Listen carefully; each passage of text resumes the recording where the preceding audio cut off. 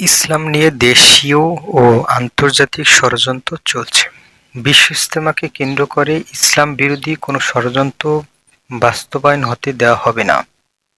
বিএনপির কেন্দ্রীয় নেতা সাবেক এমপি বীর মুক্তিযোদ্ধা হাসান উদ্দিন সরকার তিনি এগুলো বলেন। ওরাসাতুল আম্বিয়া হিসেবে ওলামায়ে কেরাম যুগ যুগ ধরে দ্বীনের খেদমত করে আসছেন। তাবলীগ বা দ্বীন প্রচারের মূল দায়িত্ব তাদের। এখানে বাইরের কেউ বা সাধারণ শিক্ষিতরা হস্তক্ষেপ করুক, আমরা তা চাই না। ওলামায়ে কেরাম মাশওয়ারা ভিত্তিতে তাবলীগের কার্যক্রম পরিচালিত হয়ে আসছে। এখানে কারো একক নেতৃত্ব বা আমিরত্ব মূলনীতি পরিপন্থী।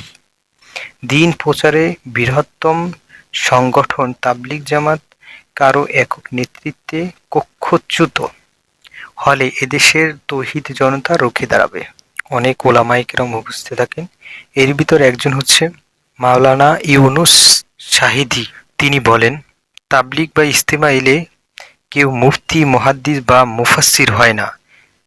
এখানে আসে মানুষ দ্বীন, আমল, আখলাক শেখার জন্য এবং ফরজ, ওয়াজিব, সুন্নাত ও নফল আমল জানার জন্য। তিনি আরও বলেন, দ্বীন শিখতে এসে তাবলীগ জামাতকে নিয়ন্ত্রণ করার চেষ্টা করা হবে চরম বেয়াদবি, যা কেউ মেনে নেওয়া হবে না।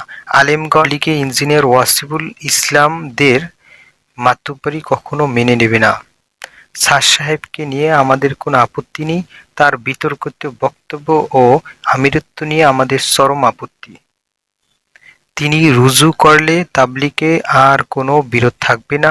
বিশ্ব ইজতেমা সহ তাবলীগের সব কার্যক্রম আগের মতোই মুরব্বিদের মশওয়ারা ভিত্তিতে পরিচালিত হবে। তো সবাই ভালো থাকুন, সুস্থ থাকুন। আল্লাহ হাফেজ।